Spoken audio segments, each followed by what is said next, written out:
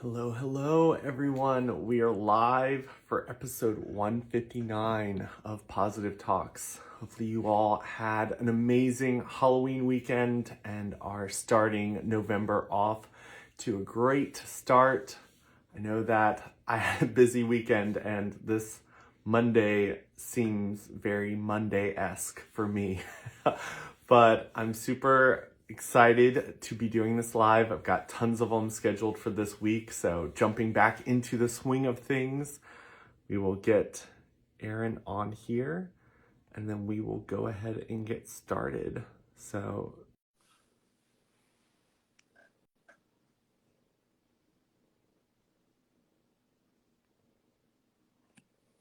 let's see.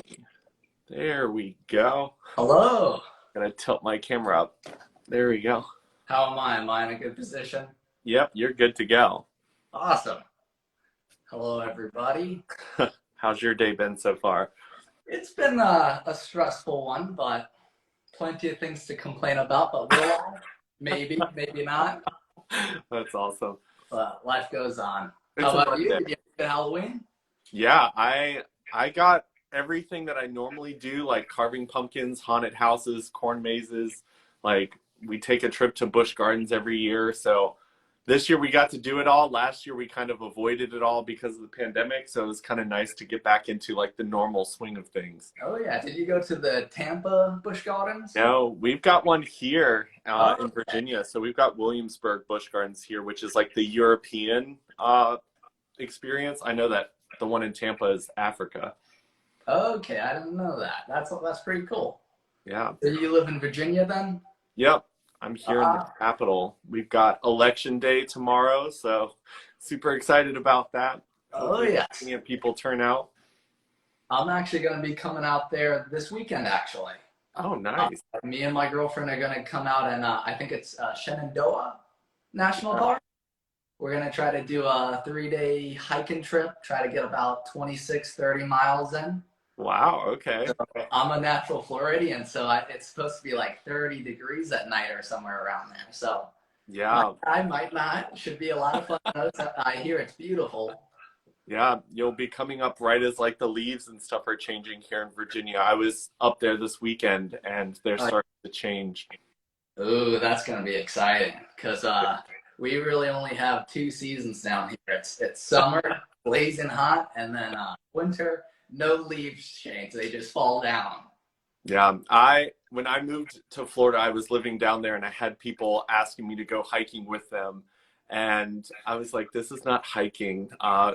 Hiking in the swamps, because I lived in Gainesville for a little bit. Okay. Like that to me, when you can see everything and then there's like things that you climb to see more of the same swamp, I was like, you don't know what you're missing. Like the Virginia hiking trails are so much better for sure. Oh, I'm excited. Yeah. There's a few national parks down here, which oceans is one of the big things. I do a little bit of scuba diving, so that's probably one of the best things for Florida. But besides that, it's just hot and humid. Yeah, so it looks like the Pacha normally doesn't come into any of my lives, but Oh, he figured hello. Beautiful.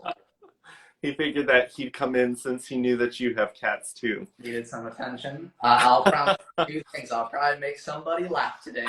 And then at one point, one of my cats is going to walk in and stop me out. Oh, That's a perfect. guarantee. Yeah, Pacha usually goes out of the room during my lives because he likes to chew on cords. So he will take advantage of all the cords holding my setup together. Just knocking things apart, unplugging things. Awesome. Well, I'll let you introduce yourself so people know who you are, and then we can jump into a discussion. So my name's Aaron Hydock. I'm a micro influencer on TikTok. I have about 6,000 followers right now, but I just really enjoy it. I enjoy the process of making something, expressing myself, and getting it out there. Also do a little bit of YouTube and Instagram, but those don't do as well, and I want people to be able to see my content. That's one of the things. I want people to be able to smile and just feel emotions from what I post. So TikTok's allowed me to do that, and then the cats get lots of attention on that too. People seem to like cats a lot. Yeah. And then work-wise, I'm a personal trainer, so I'll actually go out and do in-home personal training. I actually primarily work with seniors, so mostly people above 50 and whatnot. So I kind of help them either get through pain, play better golf. Golfing's a big thing down here with the retirees, so they want to play good golf and they don't want pain. So I can usually help with those too. That's awesome. Yeah. So during the pandemic, I know that like the elderly were like at high risk of catching COVID and not surviving. How did you kind of navigate through that with personal training? So that was a real tough decision because I wanted to make sure I was safe and I wanted to make sure they were safe. So at the time, I was actually working at a gym as I was creating my own business. And I was right on that kind of teeter tot where I could kind of go full time into my own business, be my own boss, live the American dream. But right when I was kind of deciding it, because it was a big leap of faith, COVID came in, closed the gym, and basically my gym basically said, hey, we're going to be closed for about 2 months at least here. So I kind of took that as the universe kind of being like, okay, leap, jump. So I was able to leap into that, but for safety reasons, I did a lot of FaceTimes at the beginning. So I recommended pieces of equipment that they would want, and most of the people I already had, they kind of understood kind of where I was coming from too. Jobs were incredibly hard to come by, especially ones that would be safe for everyone, ones that would pay the bills, actually allow us to live and everything like that. And I didn't want to, what is that word? I didn't want to have the government pay me. So yeah. Worst case scenario, I know that helped a lot of people, but I found myself, I was in a strong enough position where I wanted that money to go to places where it would actually help. I didn't want to waste the government's money for that. I wanted the small folks to be able to get that. So I kind of did that for the first, really it was about 6 months, and then they would start to allow me to come into the house. I would keep my distance, mask, all the PPE that I could think of, and cleaned all the equipment and was just trying to be as safe as possible. Yeah. And nowadays, everything's pretty much back to normal. I'll give everyone the choice if they want me to wear a mask, or FaceTime's still a thing, so I allow them to do that if they want. But really, it's been a huge learning experience. The last 2 years have been sad, happy, everywhere in between. Yeah, I think that a lot of people who made the efforts to figure out ways to be virtual and be safe during the pandemic early on seem to reap a lot of the benefits of that. And I think that even when it comes to like the mental health space, I know that a lot of people that I've spoken to have actually preferred the virtual aspect of meeting with counselors and not having to go into a place, because sometimes just going can cause anxiety. And I know that the comfort of your own home can like add stability in places where like a gym, where maybe there are people kind of seeing you struggle or seeing you kind of start from the beginning. I know that that was like a big thing for me. Like I always tried to go during the hours where there wasn't a lot of people, because I was like, ooh, I just don't want to be looked at when I'm struggling trying to do stuff. Oh yeah, because the gym can be a very weird environment when it comes to that.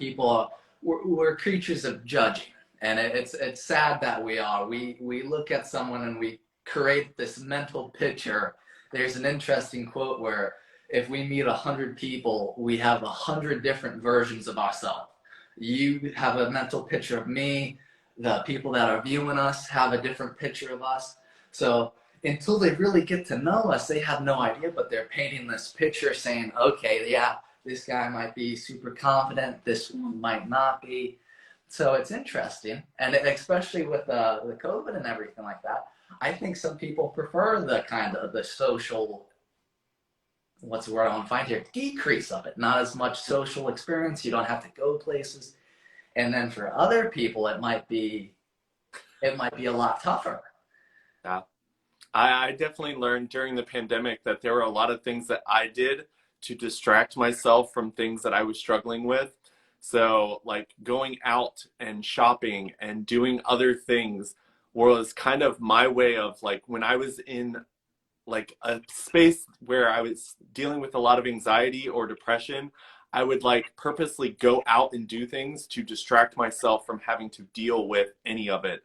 And when the pandemic came around and just closed everything down, like even the hiking trails up here in Virginia, like the government was putting up fences and towing any cars that were going to the trails. So I was just like, you're stealing away everything that I do Everything to stay from me. sane. And I think it gave us a lot of time to kind of look in the mirror and be like, okay, what do we need to fix? What do we need to work on? Like, how can we be better and love ourselves more?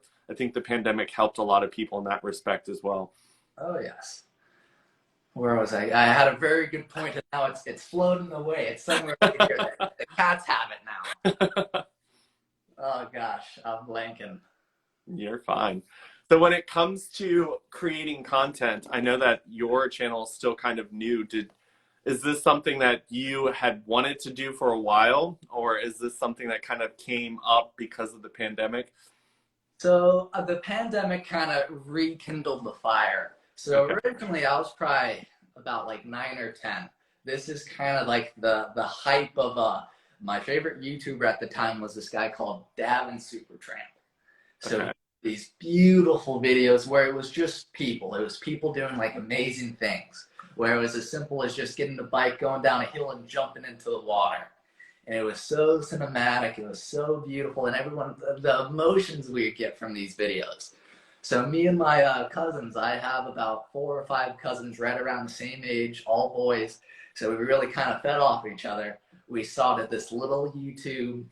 Never really did anything. We really just did it for us, but we loved it. We'd every family gathering, we'd show the family, look at what we made. Look at this.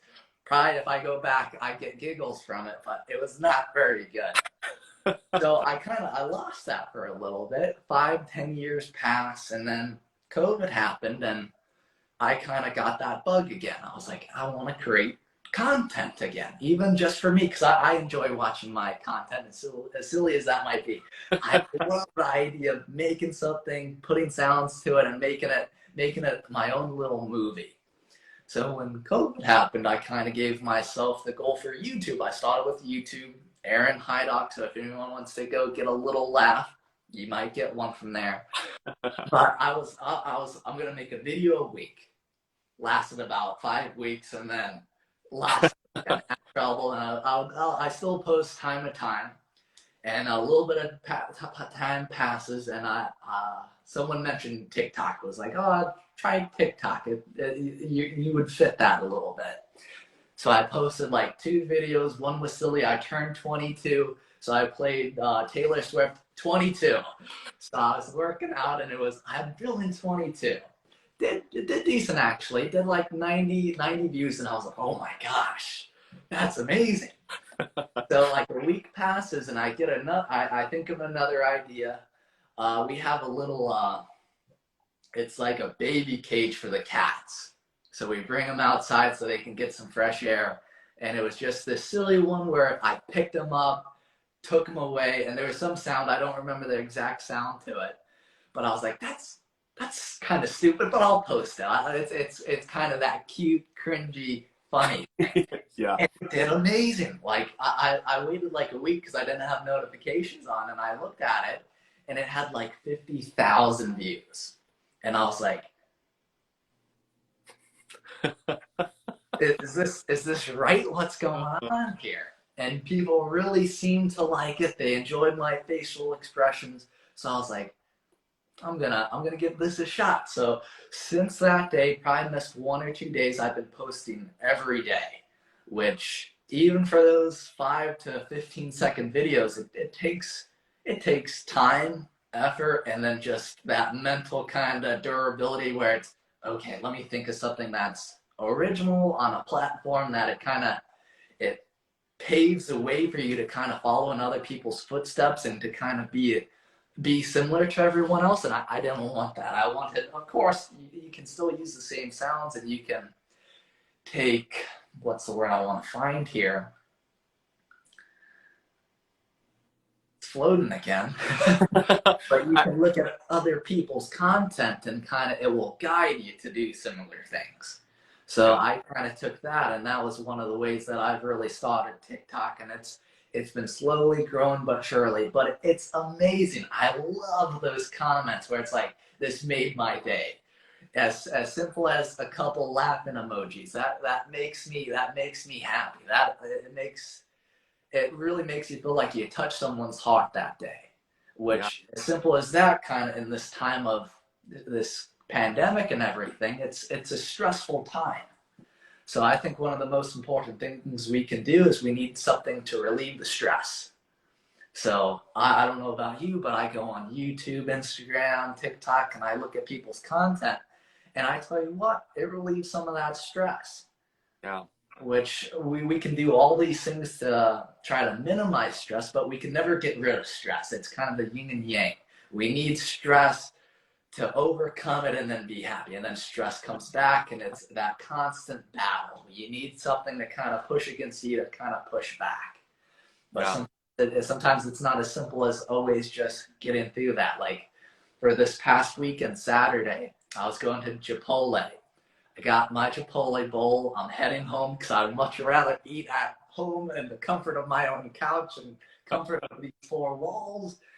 And I get about 3 minutes away from my house, and all of a sudden my car's just sloping to the left. So I'm like, what is that? So after about 10 seconds, I was like, okay, that's a flat. Should I park here? And I was like, I'm going to keep driving. So I drove all the way home, got out of the car, looked at it, and flat as a mother hecker. It was so flat. So I was like, I wonder if it was like a nail or something, because that came out of nowhere. So I backed up. I ran over a razor blade. Oh, wow. Completely just destroyed it. So I had to put it up, take it off, take it to the dealership, and thankfully I had insurance on it, so I didn't have to fork out any money for it. But I was like, okay, life is still good. It sucks, but you get through it. Yeah. I actually went and I was training a seminar on positivity, and I went to get lunch and I picked up a bolt. Like they were doing some road work on the side, and I had my windows down because it was so nice. And every time my tire rotated, I heard like a little tink. Oh, And I was gosh. like, what is that sound? And I get to the hotel where I was running the seminar, and I look at my tire, and there's like the bolt, the washer, and it was huge. But thankfully, like I got to like the Goodyear tire place, and they're like, yeah, it'll be an easy fix. We just pull it, plug it, you're good to go. And I was like, thank God, because I just bought new tires the week before and didn't get insurance on them. Because I was like, I've never run over anything before. I'll be fine. So it was definitely an experience. But when it comes to like the content creating you were talking about and the platforms that you've jumped on, like I've been doing YouTube for years and years and years. I had a previous channel that I deleted that I wish I'd never done because it's so hard to break into YouTube. Instagram, I think, has gotten the same way now, where it's really hard to start to grow a following because the like mega house people are the way that the algorithm kind of flows right now. Whereas TikTok, I think that the way that their algorithms is pulling from so many different things, whether it's trending or sounds or people commenting on each other's stuff and sharing across other platforms. Like, I feel like TikTok is that new platform that you want to jump in now and ride the wave because it's going to send people in all different directions. I try to funnel people from all my platforms to all the different ones. And of course, I just jumped on TikTok. So like, I'm learning that one right now. And it's funny because you were talking about like when you were a kid that you used to do stuff like that. I've got some cringy videos that my sisters and I used to do. We would play a movie in the background because smartphones didn't exist back then. So we would play like a Disney movie in the background, and then we, with our cheap digital camera, would like mouth the words and play the different characters, and then we just put it on our computer because that was TikTok back in the day. That's where TikTok comes from. So like when TikTok came out, I was just like, Oh my gosh, like that's what I used to do. So like when I saw all these people doing this, I was like, I can do this. Like I've got probably like 10,000 facial expressions saved here that I can use. My sisters and I, like, we literally have this thing when we hang out together, all three of us, like we'll take a selfie, but instead of smiling and looking cute, we're like, okay, the person right in front of you just farted really loud and it smells horrible. What's the face? And we'd like make a weird face and then take it. And that's like what we do with our pictures. So like we're just like kings and queens of facial expressions, which I think make the videos for sure. Oh yeah, and it's amazing to kind of have that. I'll call it a support group or a tribe. Those people like you that are willing to kind of do some goofy things, but to kind of put yourself out of that comfort zone. Because really, TikTok, Instagram, YouTube, you're putting yourself out of that normal bubble. Yeah. As simple as it would be 17 people, if 17 people would come up to us in public, we'd be overwhelmed. I don't know about you, but I would try and run for the closest bathroom and hide from a lot of people. So being able to put yourself out here and kind of put your sense of humor and your personality, your truest personality out there is scary. It's interesting. Yeah. So when you started posting your videos, because I feel like yours are like really just kind of out there and fun, like how did your like family and surrounding friends kind of look at you? Because I know that when I go out anywhere, like today I was shooting like photos for a brand that I'm working with. Yeah. And I had like the tripod set up and I was like balancing it so I could get a picture, and like someone walks by me and I'm like, hey, just being an influencer over here, pay no attention to me. Just keep walking. Walk faster, actually. It's interesting. So with TikTok, I kind of started out with nothing. So I didn't have any of my friends, family on TikTok. So I was able to post without the thought or the any kind of bias where people are like, oh, that's stupid. Why is he doing this? So I was really able to go into TikTok with an open mind and just allow my mind to kind of run wild. Oh, this would be funny. Oh, this would kind of be that would kind of be funny. It's kind of weird, but kind of funny. And then kind of when it started to get bigger, I was like, oh, mom, I got 100 followers. This is crazy. 1,000. I would start kind of showing them, and sometimes usually when I show them, I'll look at their facial expressions instead of the video and kind of see what they think. And I think to some people, it's kind of out there. It's not normal is what I say, which is never a bad thing. Not normal is that's what I prefer. I don't want to be normal. I want to be a little crazy, a little out there. I want to be me. Yeah. But everyone's very supportive of it. I think no one's kind of like, oh, you need to stop that. Yeah. But at the same time, it's what I want to do. Even if people kind of come into your life and they're negative with that, depending on who they are, you might have to cut that person out. Because friendships are always a very interesting, weird thing because they can be so beneficial and it can be so important and beneficial to your well-being, your mental health, your work ethics, all that, but it can be the exact opposite too. So we can get a friend group that comes in and really kind of puts that seed of doubt in your mind. Yeah. Against that. But yeah. As humans, we hold on to people like that sometimes a little longer than we should. So it's always that tough thing. Find that tribe that's for you. You can feed off their positivity. When they're down, they can feed off your positivity and then just grow. Because I think that's what they usually say with friend groups is if you're not growing with that person, that friendship's slowly going away. But that can be in any way. It can be emotional, it can be work. So it's important to find that tribe of people. Yeah. I mean, there have definitely been times in my life where I chose like holding on to a friendship that just wasn't growing with me. And instead of taking the steps necessary for me to move forward towards the goals I had set for myself, I allowed that friendship to keep delaying the progress that I should have been making in life. And it wasn't until I realized that I was using that one because it's scary to take the next steps in life. Like it's scary to make big moves. It's scary to change careers. And I was kind of using those types of friendships. I'm like, well, I'm waiting for them to like be ready. I'm waiting for this person to be ready. Oh yes, I And can change them. We can get through this. yeah, and it wasn't until I was like, you know what, I'm just gonna do it by myself, try it out, see what happens. Then I realized that I let go of those people, and people who were more oriented towards my new goals started replacing them in my life. And I was enjoying those people a lot more instead of feeling like I was dragging people with me that weren't interested in going in the same direction that I was going in. That's well, it's amazing you found those new people. Yeah. Because sometimes it can be quick, sometimes it can be a little slower. It's what the universe decides to do that day. Sometimes she wants to challenge us a little bit. Yeah.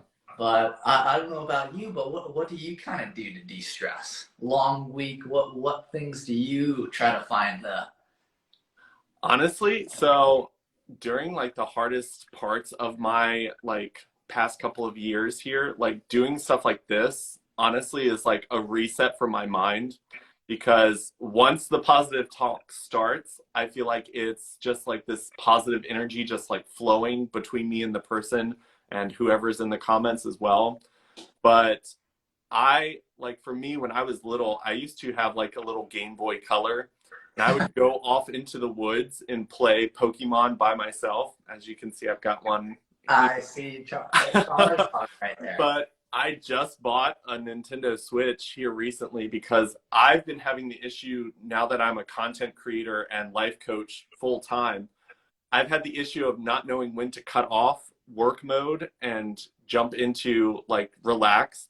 So I bought the Nintendo Switch saying, okay, I'm going to cut off my brain to thinking about what I'm doing for my career and I'm going to just relax and I'm just going to play a game on the Switch. And I mean, I also moved to Richmond here recently. I used to live in the Shenandoah Valley where you're going hiking. Oh yeah. Before, I would just like get off work and lay on the hood of my car and just look at the stars. And I would just go up to Skyline Drive and park and just, I would put on music without words and just kind of let my brain wander, not think about work, but just wander around the idea of how this world came to be. Anything that wasn't stressful and just allowed my brain to just go like this instead of like structured things that were trying to make me feel like I wasn't progressing or I'm progressing faster or going in the wrong direction. And I just realized that I had to intentionally do that. So when I moved to Richmond, I intentionally got an apartment complex right beside like the river walk so I can literally step out of my apartment and go for a run in like in nature. So the city hasn't been too bad so far. Well, that's awesome. Because what I usually think about is as humans, we like the clutter. We constantly look for things to keep us busy, different pictures, colors, sounds, movies. We constantly have something in our head just constantly talking. And one of the best ways I find is just going out in a little bit of nature. Don't bring your cell phone, no music, and just let your mind kind of wander by itself, kind of in that peace and quiet, just to kind of detox, take a moment where it doesn't have to listen, it doesn't have to look, and just zone out a little bit. And that's always a great thing. And then also, as silly as it sounds, video games. That's a great way to kind of detox. Just let the mind kind of sit back, let your reactions do all the things, and just have a good time that way. Yeah, I have a lot of books. So like my whole room, I'm surrounded by them.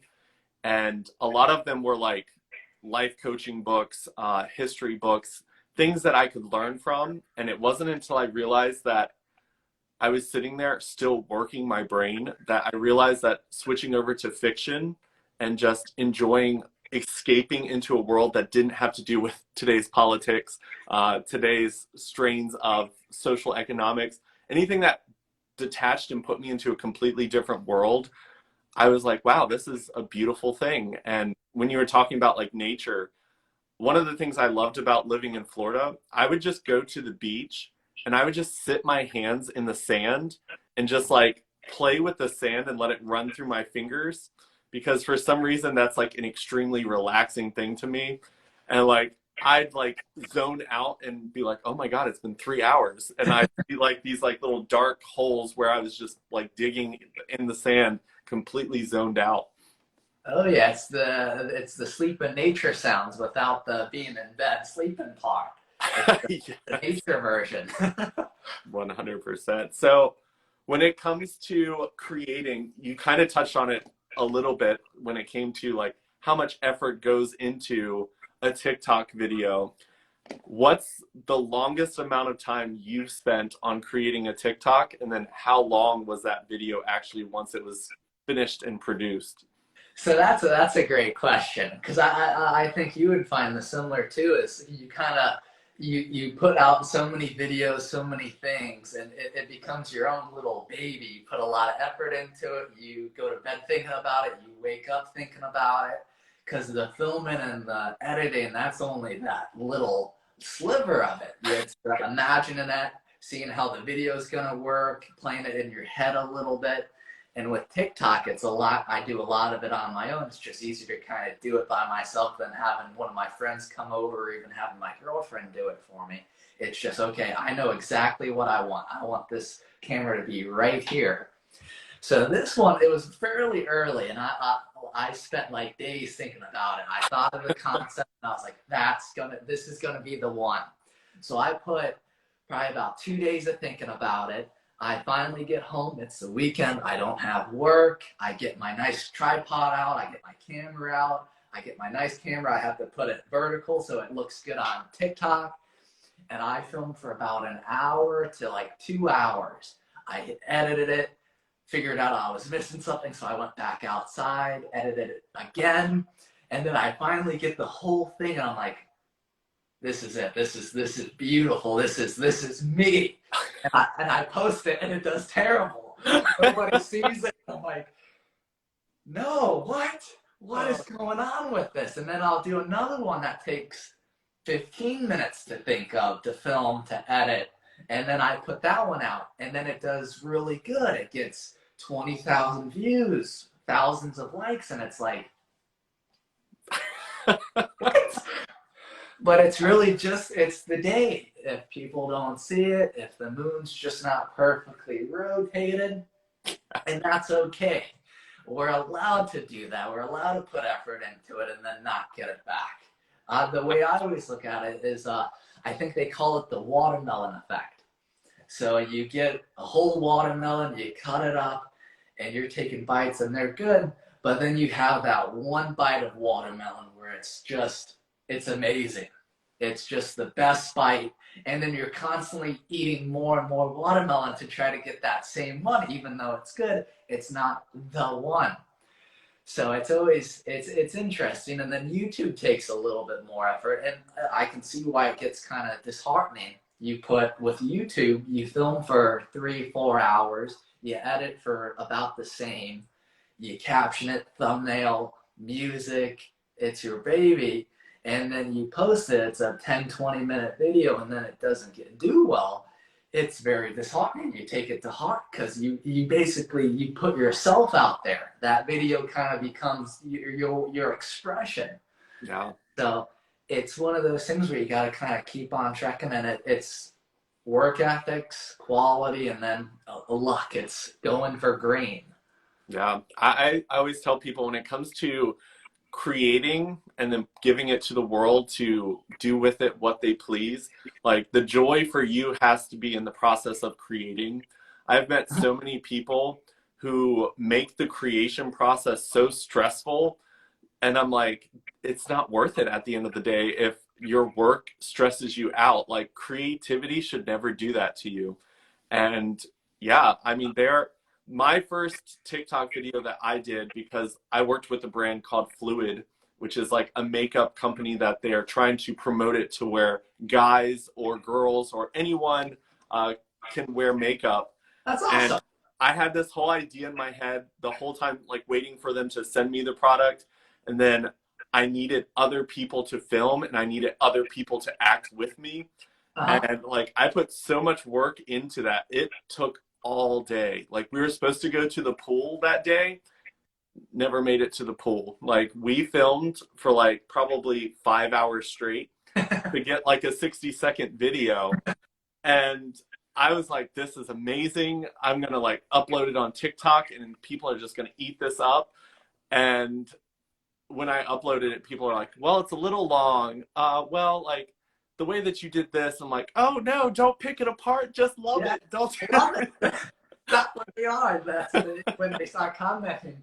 You didn't? Don't you mean you love it?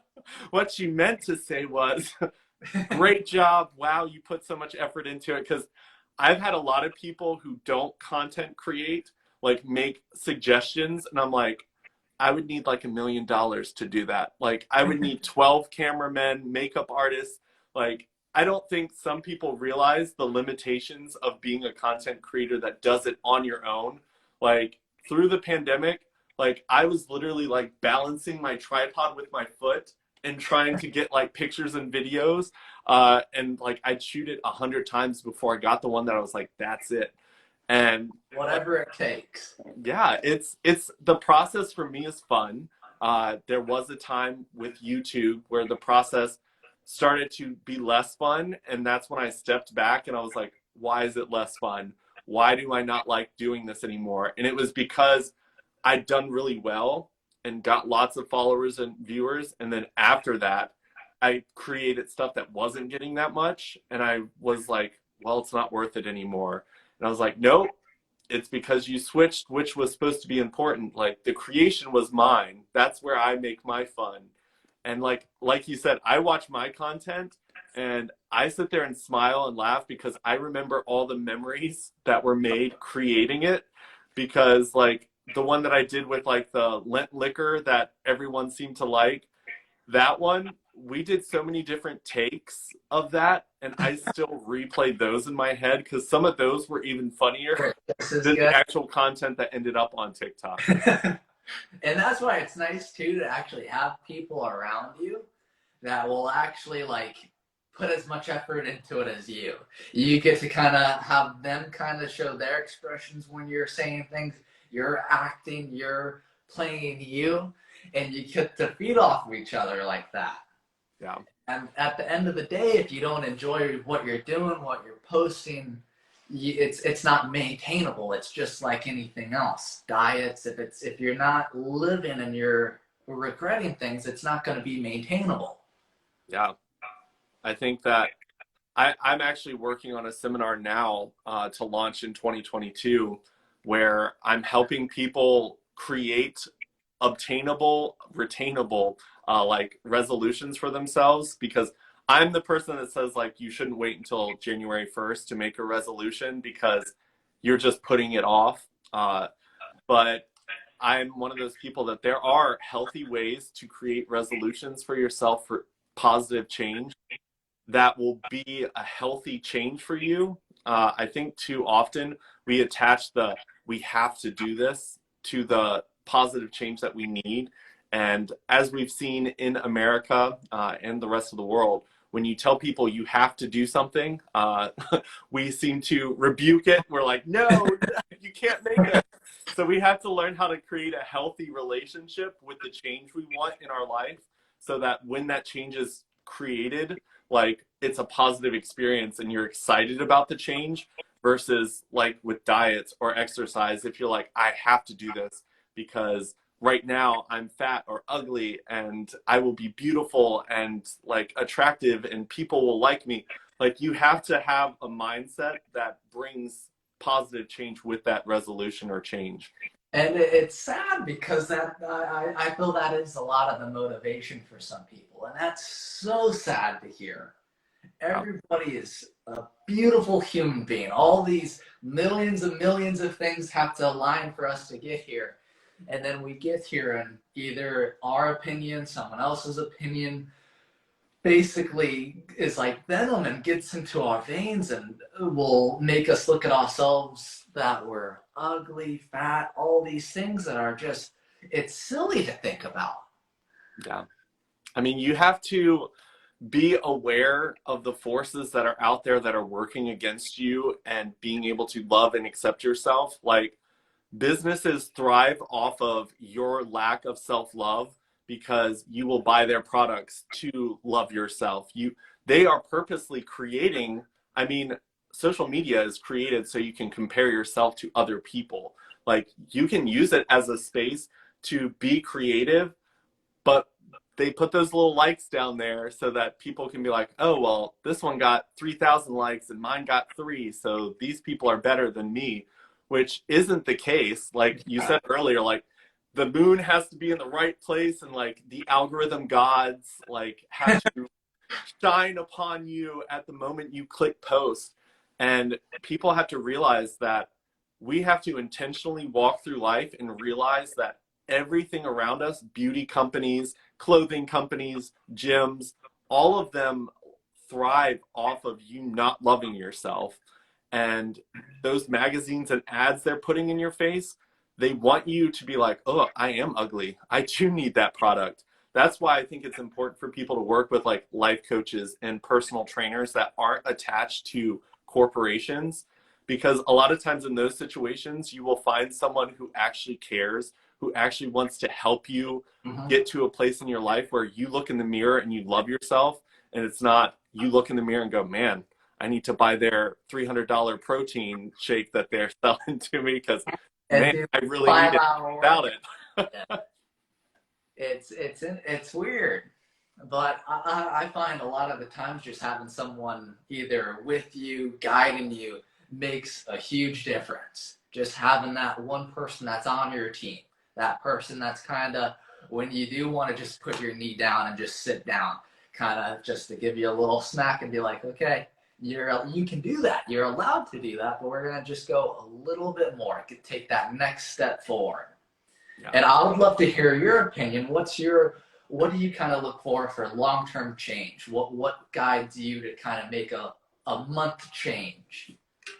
For me personally, it's a daily dive into myself, realizing that new people in my life bring new experiences and better understanding of myself.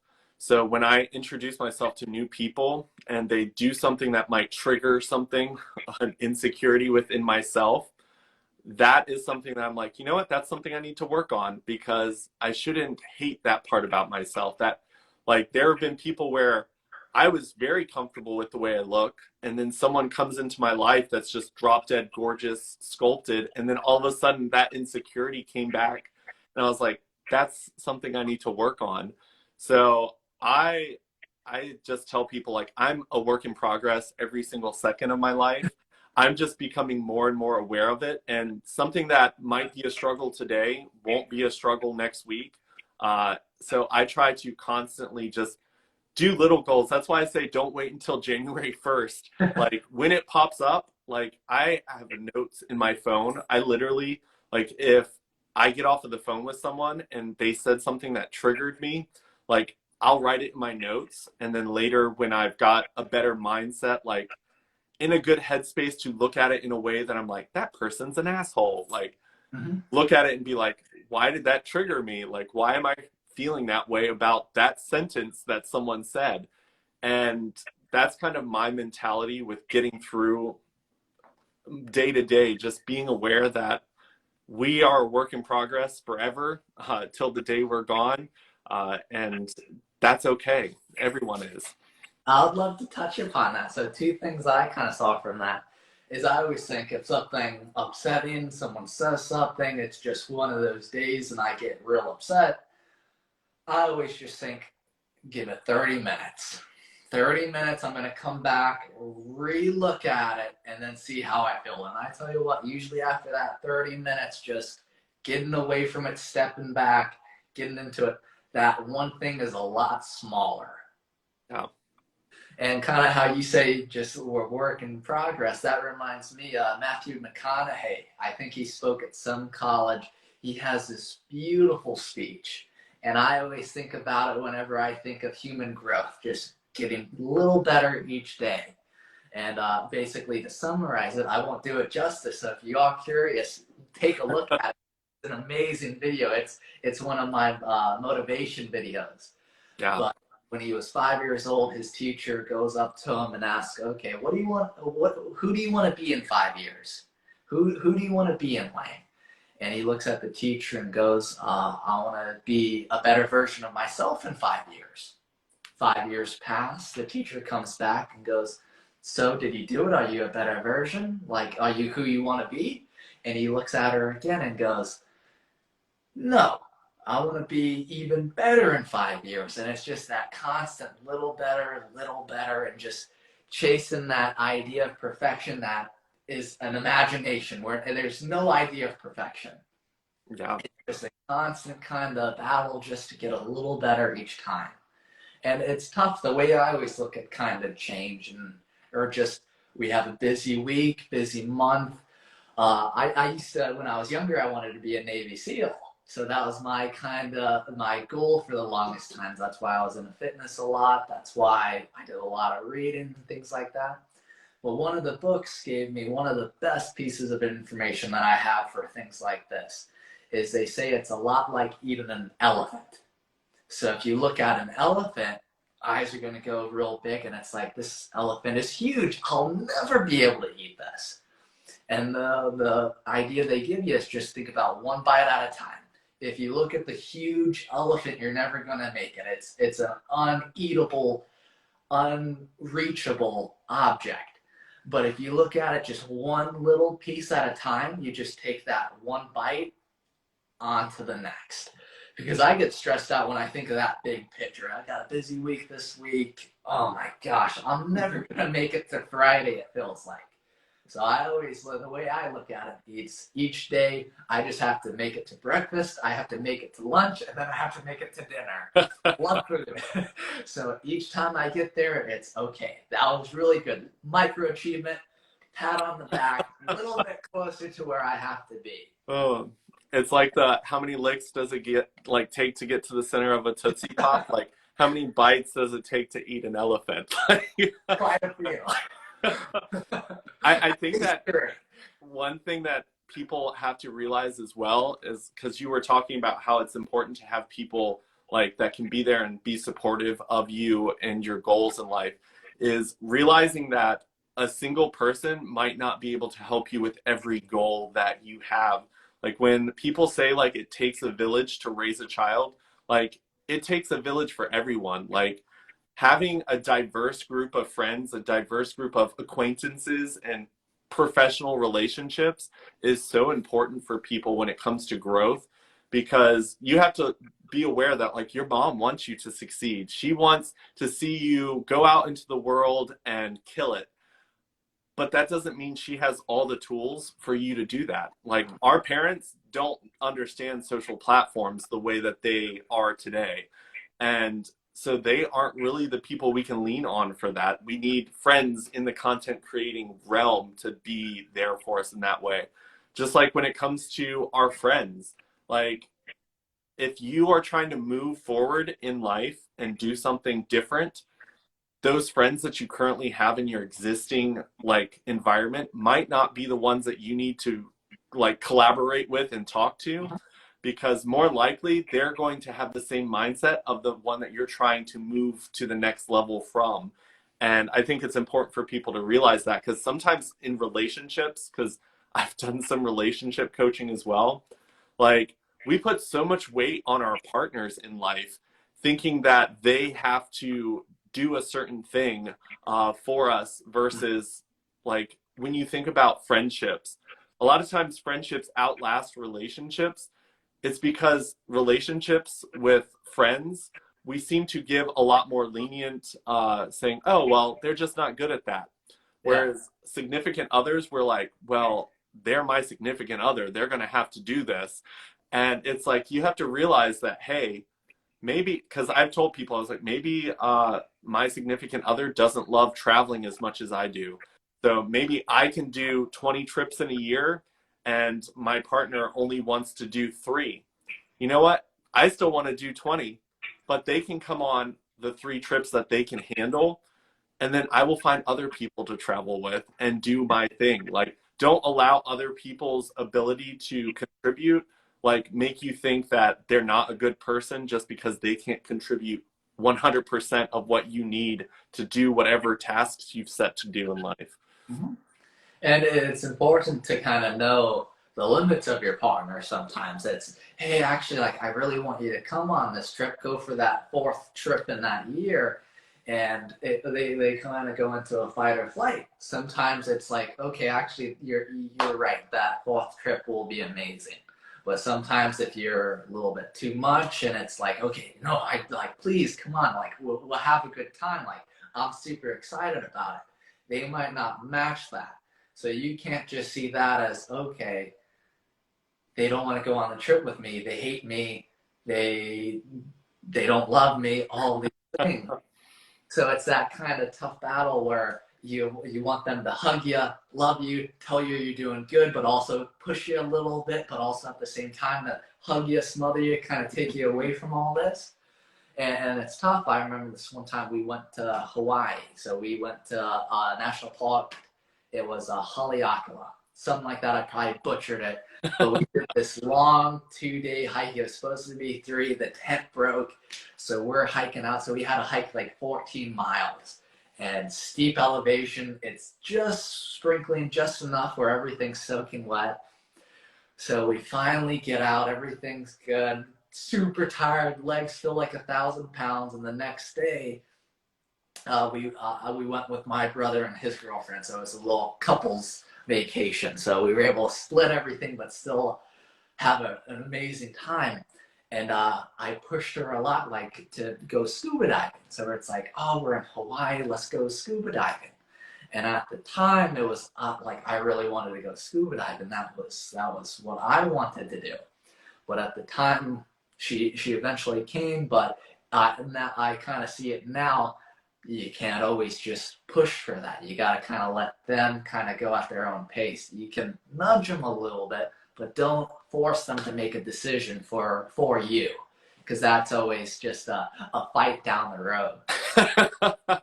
Yes, you don't want people coming along for the journey, standing beside you, resenting you for making them do something that they didn't want to do in the first place. That it will ruin the experience. And yes, there might be a fight down the road where they're like, see, told you I didn't want to do that. And I remember it still gives me a chuckle, and she's come around for this moment too. She's still kind of on the edge of it, but we were coming out, we saw like 30 sea turtles, just 30 beautiful sea turtles, octopus, just all these beautiful things. And I remember walking out, and she's like, this is the worst day of my life. And it's like, what are you talking about? This was amazing. This was the best day of my life.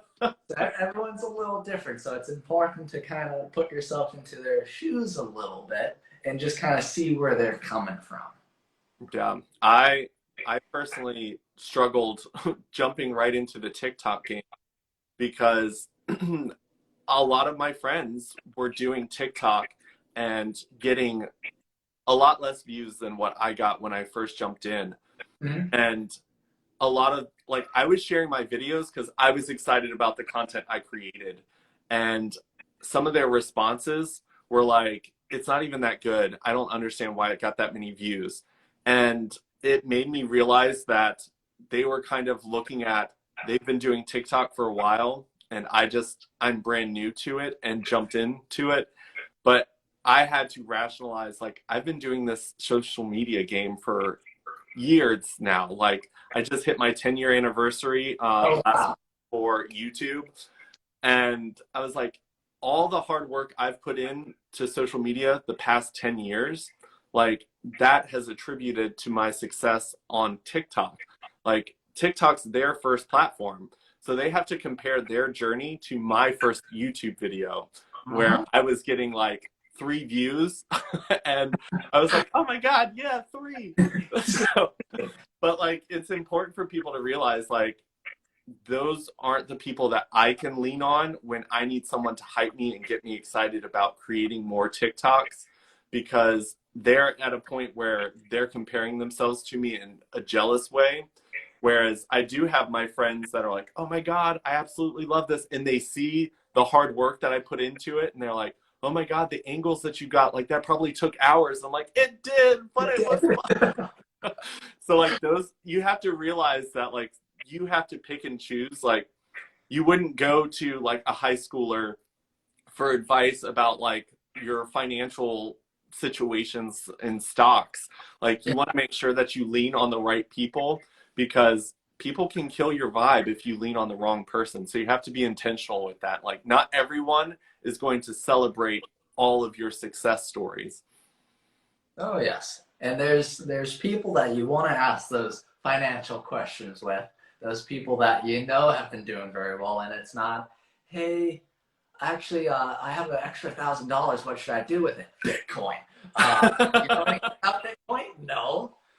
So it's knowing who to ask for certain things and to take everyone's opinion with a little grain of salt. Because like the people that are jealous, they might not be doing that out of hate or any ill will. It just comes off that way. They put a lot of effort into it. They see your first time video that isn't an effort issue. You're just learning the mechanism of everything. You're learning how everything moves, how everything sounds. Yeah. So it's important to kind of know not everything people say that sounds bad is always bad, which it sometimes helps just kind of being dull and you're like, oh, they're just kind of in that kind of headspace right now. They're still fine, Yeah. but you also gotta know after a few times it could be a little ill will. Yeah. It's funny. I've worked with clients where I recommend books because I've read so many different self-help books that gain perspective for me. But there are people out there who will read a book and look at the self-help and think that every word in that book was meant for them. And I was like, no, it was a book generalized for the public so that people can like relate to it on a larger scale of things. I'm like, you have to like friends' advice, authors' advice, like personal trainers, life coaches, content creators. We all have things that worked for us with all the things that were on our plate, whatever journey we've been on. Like sometimes there's something that we've obtained in life that we weren't even aware that we have obtained that helps us be successful in a way that we don't understand why. But like you have to look at someone who's successful and be like, let's pick little pieces out of each of these things and put it together for our puzzle, because you can't just take someone else's puzzle pieces and expect it to fit perfectly into your journey. And it's so funny working with clients and having them read chapters that like have nothing to do with them. I'm like, chapter 3 is what I told you to read.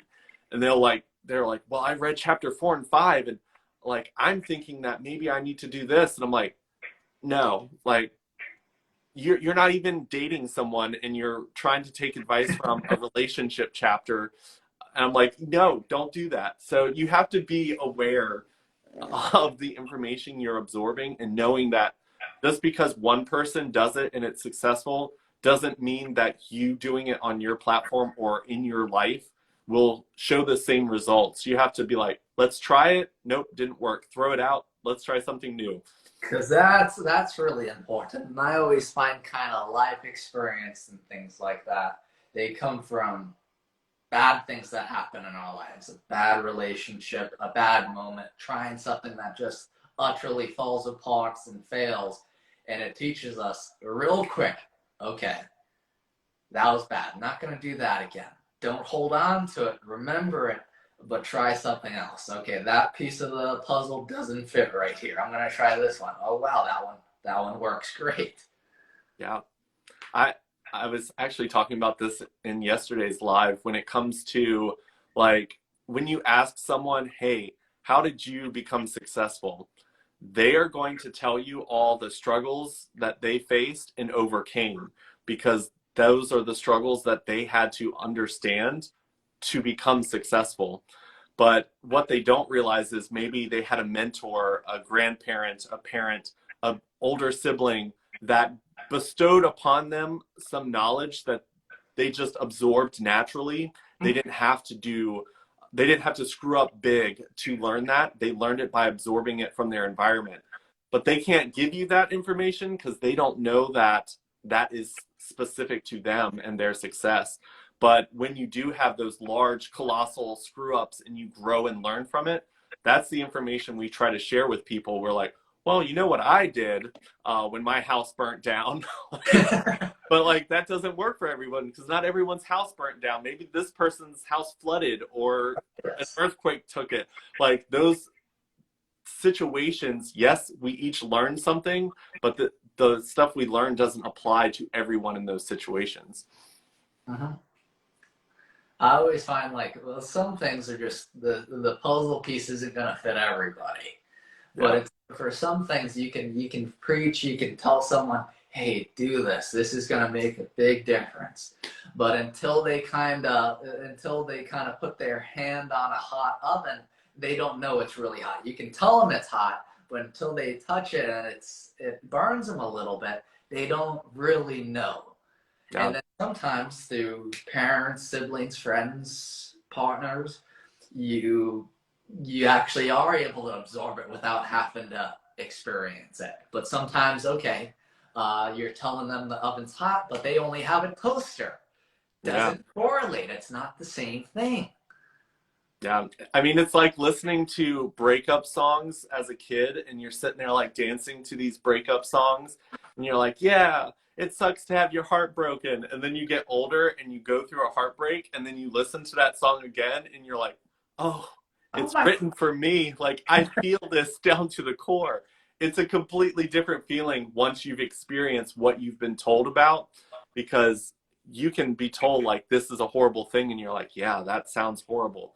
But then when it actually happens, you're like, wow, this really sucks. It is horrible. Your cat is cracking me up. He's just all over the place right now. Like you were saying, right? He is just like jumping all over. Like, I have a desk over here, and like he climbs up here, jumps into my window, and tears the blinds down every single time. Oh, very nice. I got this little piece of furniture because my living room's right over here, so the TV's out there. And on the very tip top right here, it's just like a little beam of wood. And I'm standing all the way straight, and it's a little taller than me, and I'm about 5'11". So I'll just be randomly watching TV, and Billy just decides to go and then stand on it like he's walking a tightrope. And even though I know he's a cat, they're literally built for this thing. It's like, oh my gosh. I have to get him. I'll go up, get the hands, and he's like, why are you taking me down, fool? This is the best day of my life. Yeah, most definitely. We had a cat in my old house. She was like leaning out of an open window that didn't have a screen. And I was like, oh my God, she's about to jump out of a 2-story building. So I go to grab her and she freaks out. And I think that I ended up pushing her out of the window technically because she was terrified that I was pulling her out of her window that she was just testing to see if she could do something. So cats definitely have a different perception of the world than we do as humans. Oh yeah, we look at it and we're like, oh, if I would jump off that, I'm throwing my knee out, my back's gonna hurt, and they're looking at the 2-story thing and they're like, I could make that jump. I got this. They got good joints.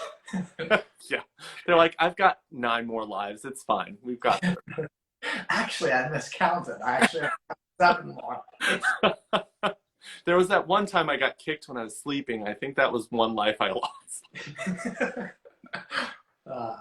Awesome. Well, I see that we have reached the hour mark, and I know that you just got done with work and probably have to wrap up for the evening as well. So I just want to say thank you so much for jumping on here and doing this. I really enjoyed the conversation. Absolutely love everything that you're doing with your content. Keep doing it. Feel free to reach out to me at any point if you need any pointers about Instagram and YouTube. Those are the ones I've got under my belt. TikTok, I'm still learning, but all the other ones I'm pretty familiar with. Well, I had literally so much fun doing this. Yeah. It's really great that you do listen to everything and just get to hear all the opinions. Crazy Trying cat. to escape. But pleasure talking to you, and I know I'll be staying in touch with you, talking. And Yeah, most definitely. If you get bored in Virginia, hit me up. I'm here. oh, I'll have to. If it's bad weather, we'll have Perfect. We've got a beautiful cabin right near where you're going to be hiking. So that's awesome. We'll have to touch base and see if we can meet up. That would be awesome. sounds good. Maybe create a TikTok in the mountains. Oh, that's cool. I'd like that. Awesome. Well, have a good night and I will talk to you soon. You too. Pleasure. Have a good night, everybody. See ya. Bye.